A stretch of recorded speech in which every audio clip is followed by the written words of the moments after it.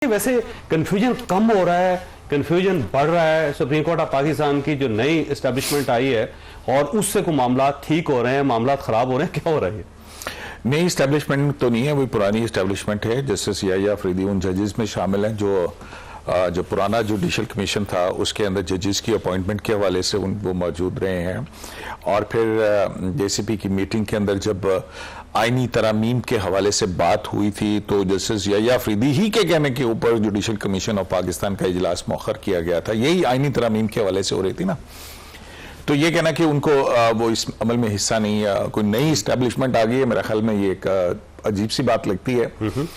सिर्फ काजी फाइज सा नहीं है, बाकी तो सारे जज वही हैं जो कि पुराने चले आ रहे थे। कुछ बदलती हुई नजर आ रही है वैसे नहीं, फिलॉसफी देखें, बात ये है कि जरूर होती है। मतलब अगर याह्या अफरीदी साहब को देखा जाए, उनका टेन्योर एज ए जज उनको अगर हम देखते हैं तो 12 जुलाई का जो मखसूस नशिस्तों का फैसला, उसके अंदर मंसूर शाह साहब ने जो 187 की तलवार चलाई है आईनी शिकों को दीगर मुअत्तल करते हुए, तो वो उनके बिल्कुल बरक्स है। वो कहते हैं कि 187 का इस्तेमाल इस जुरिस्डिक्शन में करना ड्यू प्रोसेस ऑफ लॉ के लिए डेंजरस होगा। उन्होंने लफ्ज ये किसी जज की तरफ से हैं, ये मैंने नहीं लिखे हैं। ठीक, तो एक और उनका इख्तलाफी फैसला एसआईसी को उन्होंने सीटें नहीं दी हैं, उन्होंने जो बाकी है पीटीआई को दी हैं, लेकिन उनको जिन्होंने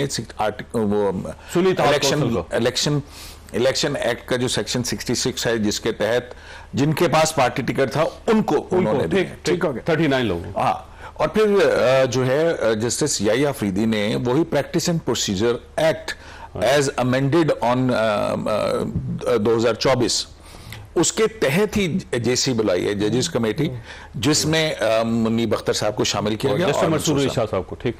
ठीक है, तो लिहाजा वो ऑर्डिनेंस जिसके खिलाफ, जिसको ये जज साहबान कह रहे थे ये गैर आईनी गैर कानूनी है, काजी साहब की मौजूदगी में वो गैर कानूनी था, याह्या अफरीदी साहब की मौजूदगी में वो आईनी और कानूनी हो गया क्योंकि उसके फुल कोर्ट में आज सारे जजेस मौजूद थे। फुल कोर्ट में सारे जजेस मौजूद थे। तो इसका मतलब वो जो डिवीजन थी वो खत्म हो गई। अब देखिए इस तरह से नहीं होता। पहली बात तो ये कि ये सुप्रीम कोर्ट ऑफ पाकिस्तान है, ये कोई फुटबॉल टीम नहीं है जो कोऑर्डिनेट करके खेलेगी और इधर से उधर चली जाएगी। ये इंडिपेंडेंट जजेस हैं। हमेशा से जजेस के दरमियान इख्तलाफ राय होता है और यही इख्तलाफ राय जो है इसमें जो ये बैठे हैं, अपना वकील भी हैं बाय प्रोफेशन, ये कौन है? राणा साहब नहीं, मैं वकील नहीं। अच्छा, वैसे काला कोट पहना हुआ, वैसे काला कोट पहना, साढ़े तीन अपना पाशा साहब के जो माइनॉरिटी जजमेंट्स हैं इसके बारे में कहा जाता है ये फ्यूचर जजमेंट्स होती हैं। ठीक, तो माइनॉरिटी भी उस जजमेंट का इख्तलाफ जो है किसी भी फैसले का, वो उसकी खूबसूरती होती है। ठीक, और जब से हमने देखा है काजी तो ये मुत्तहिद कर लिया इन्होंने सुप्रीम कोर्ट ऑफ पाकिस्तान को, और ये इत्तेहाद और जो दोस्ती है ये आगे बढ़ती रहेगी। देखें, दोस्ती यारी की बुनियाद पे अगर फैसले होने हैं फिर तो माजरत के साथ फिर मैं सुप्रीम कोर्ट ऑफ पाकिस्तान को क्या कहूंगा। मैं सुप्रीम कोर्ट ऑफ पाकिस्तान ने आइन और कानून के नीचे रह के काम करना है। ठीक है, अब उसमें जो 8 जज साहिबान हैं, जो 12 जुलाई के बाद जो कुछ हुआ है और जिस तरह से हुआ है उसमें हमने देखा कि फुल कोर्ट जो रेफरेंस था उसमें 4 जज साहिबान उसमें से मौजूद थे। ठीक है, बहुत सारी कुछ इशारे भी होते हैं और चीजें भी चलती हैं। तो ये एक आउटगोइंग चीफ जस्टिस को तो रिस्पेक्ट नहीं दी है, लेकिन इनकमिंग चीफ जस्टिस को रिस्पेक्ट दे रहे हैं। तो चरदे सूरज तो हर कोई सलाम कर रहा है, बड़ी अच्छी बात। तो वो जो है अच्छा होना चाहिए। वो जो है वो अगर देखें, जज अपनी जात को माइनस करके और फिर चलता है आगे, वो अपनी विशेष के ऊपर नहीं चलता। यही तो इख्तलाफ है कि जज अपनी विश जो है वो आइन के अंदर नहीं डाल के उसको आइन को रीराइट कर सकता है। और झगड़ा क्या है? कॉन्स्टिट्यूशनलिज्म का झगड़ा है ना। अदरवाइज किसी जज का एक दूसरे के साथ ना तो कोई जायदाद का झगड़ा है, ना ही कोई जो है वो इख्तलाफ राय है। इख्तलाफ राय खूबसूरती होती है और उसमें ठीक है नंबर अपना एक मैटर करता है, लेकिन नंबर तब्दील भी हो जाते हैं रिव्यू के अंदर। सर अच्छा, पाजी साहब आज एक पिटीशन फाइल की है सलमान अकरम राजा साहब ने, और वो है 12 जुलाई का फैसला जो इलेक्शन कमीशन, उन्होंने कहा इलेक्शन कमीशन ने इस पे अमल दरामद नहीं किया और ये तौहीन के मुर्तकिब हुए हैं, लिहाजा इन सबको बुला के पूछा जाए कि क्यों तौहीन की और फैसले पे अमल करवाया जाए।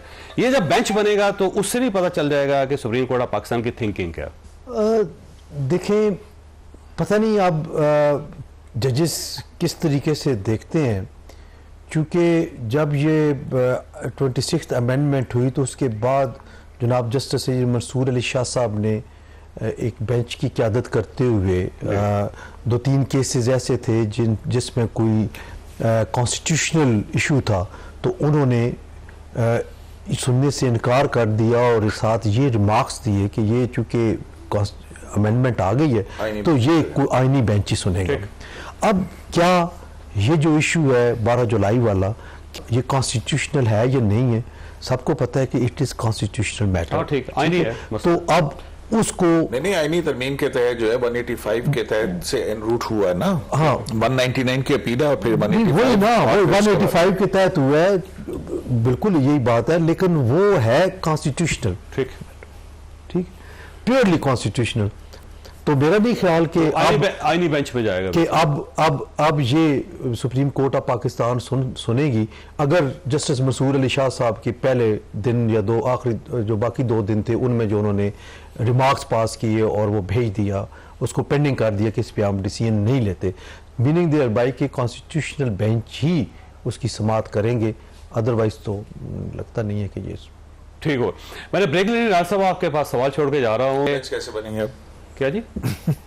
और मैं पूछ रहा हूँ आईनी बेंच बनेंगे कैसे? आईनी बेंच अब बनाएंगे ना जी, पहला अब फेज वाइज काम हो रहा है, तरमीम ना करनी पड़ जाए। नहीं मेरा वो बनाएंगे ना, वो बनाएंगे, एक में हुकूमत है, ऑपोजिशन है, ठीक है, और हुकूमत और अपोजिशन दोनों उससे इफेक्ट होते हैं, both are the parties in it. अच्छा राज साहब, सवाल आपके पास ये है कि आपके लिए खुशखबरी है कि पाकिस्तान तहरीक इंसाफ अब जुडिशल कमीशन का हिस्सा बनने वाली है और उसमें 13 रुकन है, उसमें 2 एक अरकान तो पाकिस्तान तहरीक इंसाफ के मुझे लगता है आपको लेने पड़ जाएंगे।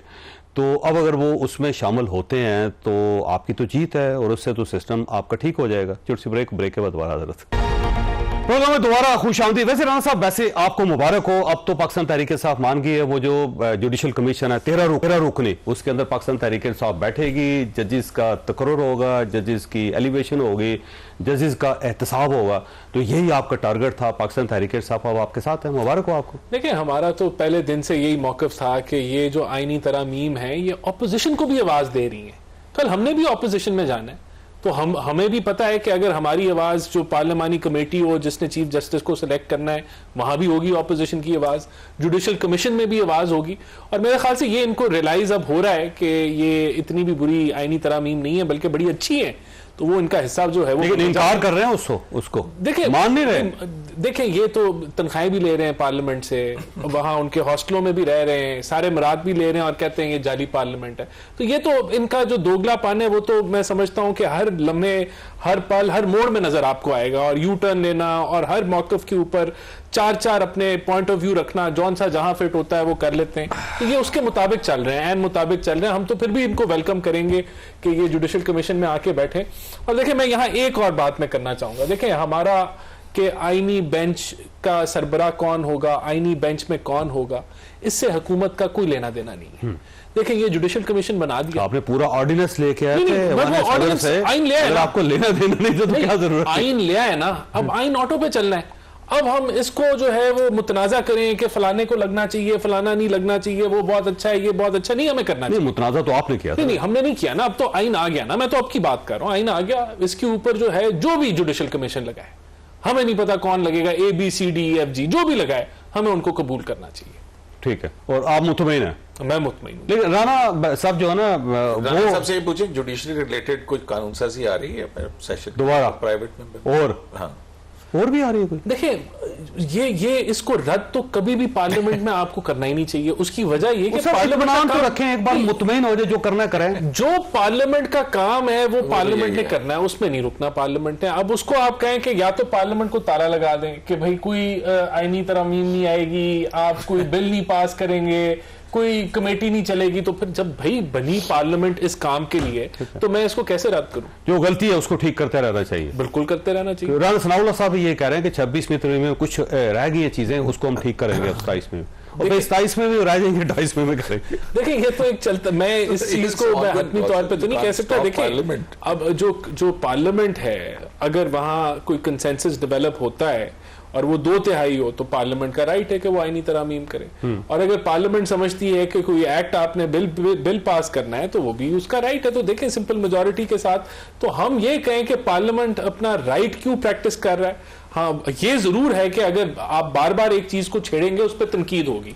मैं भी इसको जो है वो प्रमोट नहीं करता कि आप एक अगर मामला है, ये तरामीम हुई है, चलनी चाहिए, लेकिन अगर कोई ऐसा कोई प्रॉब्लम आता है जो बामी रजामंदी से जिसको हल करना चाहे तो उसको रद्द तो नहीं अच्छी किया बात। अच्छा पंजोता साहब, अच्छी बात है कि आप जुडिशल कमीशन में अब आप शामिल हो रहे हैं और सारे जजेस का एहतसाब भी किया करेंगे आप, उनकी एलिवेशन में भी आपका किरदार होगा और उसके साथ साथ तकर्री में नए जजेस जब मुकर्रर होंगे तो उसमें आपका इनपुट होगा। तो ये बड़ी अच्छी बात नहीं है, तो इसका मतलब ये हुआ कि आप सिस्टम में वापस आ रहे हैं फिर।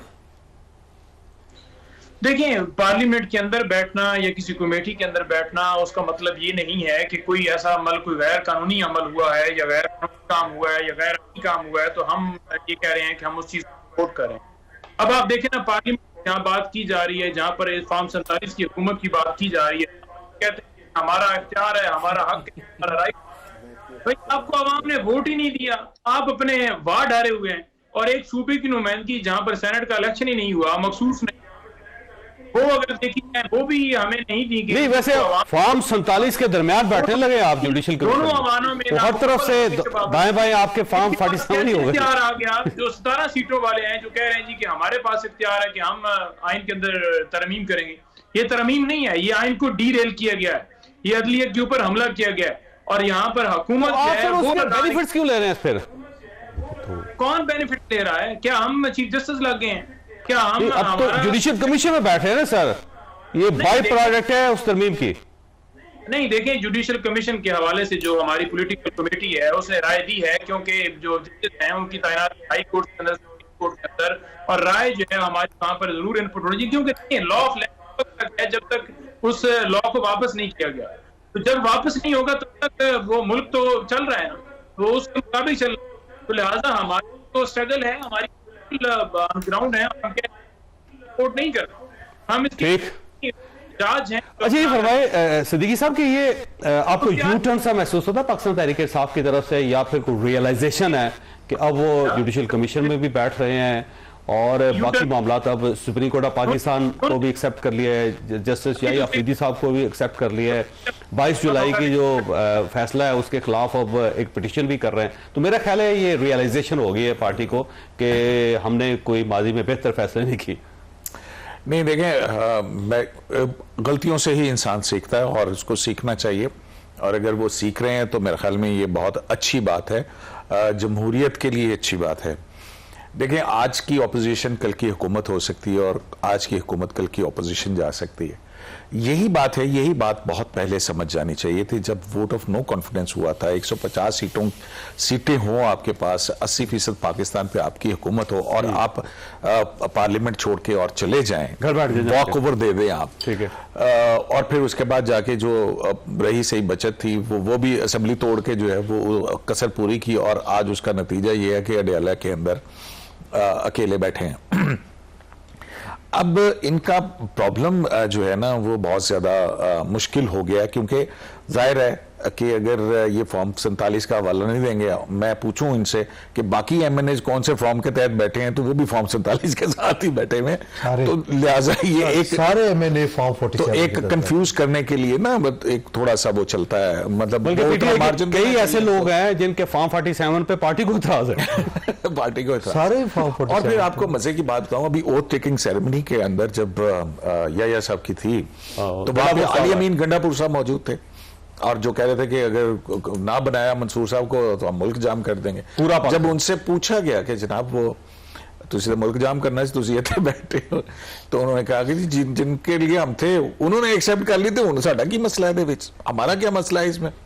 तो बात यही है कि इनको अब ये मैं कहता हूं कि अगर कॉन्स्टिट्यूशनल अमेंडमेंट की वोटिंग में हिस्सा लेते तो 100 के करीब तो वोट थे ना इनके, तो कम से कम 100 पता लगता कि हाँ जी 100 वोट पास पड़े। ये तो फ्रेंडली ऑपोजिशन की तरह से वॉक ओवर देके चले गए। नहीं, इनको खतरा था कि अगर हमारे एमएनए आए तो गायब हो जाएंगे। सर जो भी खतरा था तो कुछ चीज एक्सपोज होती। देखें, मसला ये है कि ये शोर मचाते रहे कि 63A, अभी इन्होंने पंजोता साहब ने जो है ना इसका हवाला दिया कि जी हॉर्स ट्रेडिंग का रास्ता खुल गया। 63A के फैसले के बाद कौन सा एमएनए है जिसने अपनी वफादारी तब्दील की है? मखसूस नशिस्तों का केस के हवाले से कथा के जनाब वो नंबर पूरा करने के लिए जो है इलेक्शन कमीशन दे देगा, मखसूस नशिस्तों वाले नंबर भी जो है इसके अंदर शामिल नहीं है। ठीक है। और फिर दूसरी बात कि जी मखसूस नशिस्तों के फैसले की वजह से काजी फाइज सा एक्सटेंशन चाहते हैं, वो भी नहीं है, और वो भी छोड़ के मतलब है कि अब चैलेंज होगी तो वो उसका हिस्सा नहीं होंगे। हिस्सा कौन होंगे? जो इस वक्त फायदा उठा रहे हैं। ठीक है। तो अब आप ये देख लीजिए कि अगर आप थोड़ा सा रियलाइज कर लें ना इन चीजों को, ना 63A का इनका प्रोपेगेंडा कामयाब रहा, ना मखसूस नशिस्तों का प्रोपेगेंडा कामयाब रहा, और ना ही कई साहब की एक्सटेंशन का प्रोपेगेंडा कामयाब रहा, और फिर उसके बाद बनने वाली आईनी तरमीम उसके अंदर ना जाके इन्होंने और अपना नुकसान किया।